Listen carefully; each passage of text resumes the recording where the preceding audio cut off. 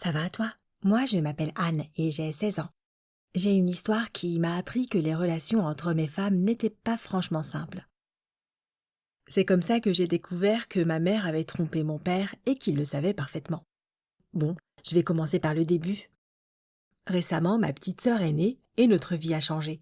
Je ne savais pas qu'élever un enfant coûtait si cher. Toutes ses couches, jouets, poussettes. Mon père était pigiste et il gagnait jusqu'alors assez d'argent pour subvenir à nos besoins à tous.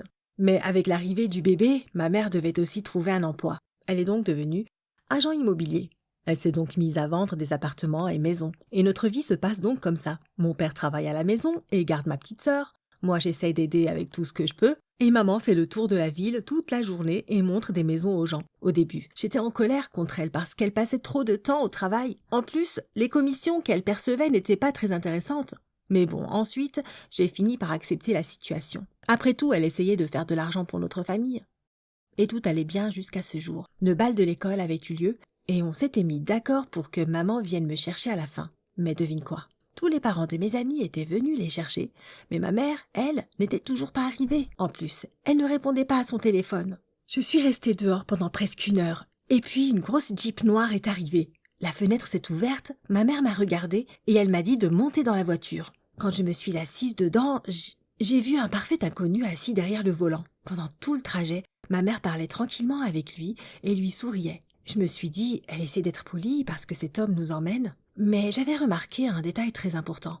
Elle ne portait pas son alliance. Alors que se passait-il? Qui était ce type? Et quel genre de relation avait-il avec ma mère? Quand nous sommes arrivés et que nous sommes sortis de la voiture, j'ai demandé à ma mère qui était ce monsieur. Elle m'a dit de ne pas faire attention, que c'était juste un collègue.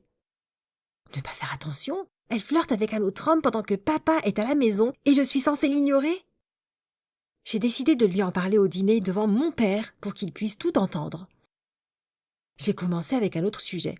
Maman, qu'est-il arrivé à ta voiture? Pourquoi tu es venue me chercher avec un homme inconnu? Ma mère a répondu. Oh, quelque chose est arrivé au moteur. Il y avait de la vapeur qui sortait de sous le capot et j'étais au milieu de la route. J'ai dû appeler une dépanneuse pour l'emmener la faire réparer. Heureusement, mon collègue n'était pas loin et a accepté de nous déposer ici. Visiblement, elle avait déjà pensé à tout. J'étais en colère et je lui avais demandé « Pourquoi tu ne portes pas ton alliance ?» Cette fois, oui, ma question avait mis ma mère dans une position très délicate. Elle m'avait regardée pendant quelques secondes, un peu irritée, et m'avait répondu. J'ai d'abord essayé de m'occuper de la voiture toute seule, et j'ai enlevé mes bagues pour les garder propres. J'ai regardé mon père, mais j'ai vu qu'il n'écoutait même pas. Il avait l'air triste et fatigué. J'ai dit « Et toi, papa, qu'en penses-tu » Mais ma mère m'avait interrompu, m'avait dit que le dîner était terminé et m'avait envoyé dans ma chambre. À partir de ce moment-là, j'ai commencé à soupçonner que l'homme dans la Jeep était plus qu'un simple collègue. J'avais décidé de ne pas encore parler de mes soupçons à mon père. C'était inutile de le contrarier tant que je n'avais pas de preuves concrètes. Le lendemain matin, au petit déjeuner, il y avait de la tension entre ma mère et moi. Elle a même essayé d'éviter tout contact visuel avec moi. Nous sommes restés assis en silence. Et soudain, son téléphone a sonné. Elle a dit que c'était pour son travail et qu'elle devait répondre. Et elle est allée dans sa chambre. Je savais que ce n'était pas que pour son travail. Je voulais écouter sa conversation et j'ai eu une idée brillante. Je suis allée dans la chambre de ma sœur et j'ai allumé le babyphone. Cela fonctionne des deux côtés, de sorte que j'ai pu entendre toute leur conversation assez clairement. Maman était toute gentille au téléphone. Je n'avais aucun doute qu'elle parlait à son collègue et j'avais réussi à entendre un détail très important. Elle avait dit « Chez Rossi à 20h. Bisous, à tout à l'heure. Rossi est un magnifique restaurant au centre-ville. » Alors tu as un rencard, maman, hein? Super. Je vais tout gâcher. J'avais l'adresse et l'heure de leur rencontre. Alors j'avais décidé d'y aller une demi-heure plus tard pour arriver en plein milieu de leur rendez-vous. Quand je suis arrivée, j'ai vu la voiture de ma mère et la Jeep de l'homme qui était venu me chercher au bal. Alors comme ça ta voiture est tombée en panne, hein? J'étais très en colère. J'ai regardé par la fenêtre et devine ce que j'ai vu.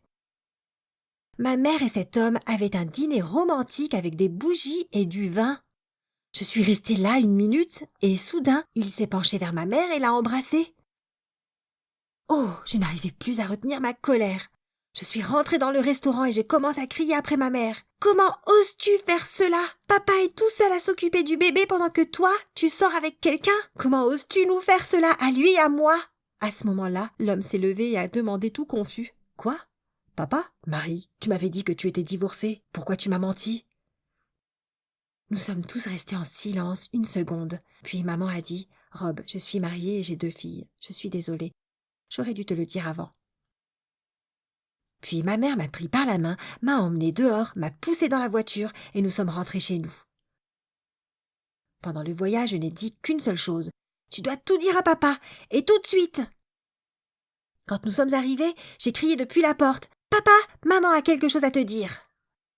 Maman a commencé à s'expliquer. Elle a découvert que j'avais une liaison avec un homme à qui je voulais vendre une maison.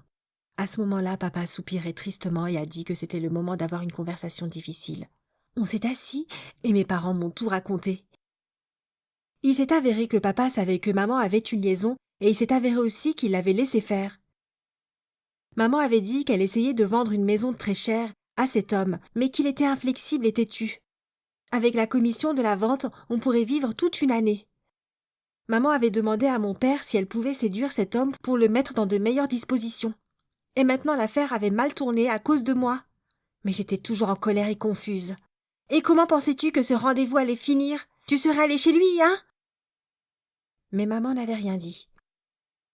Alors papa était intervenu et avait dit que c'était une décision conjointe et que c'était difficile pour lui aussi. Je devais donc être assez mature pour accepter leur choix. Je ne sais toujours pas ce que je ressens. D'un côté, ma mère sort avec un autre homme, mais d'un autre côté, elle le fait parce qu'elle aime sa famille. C'est trop bizarre. Ils m'ont quand même dit qu'ils devaient admettre que c'était une mauvaise idée, qu'ils la regrettaient et qu'ils ne recommenceraient plus. Ça a été une bonne leçon pour nous tous. J'ai appris que les relations peuvent être très compliquées et mes parents ont aussi compris que la famille est plus importante que l'argent.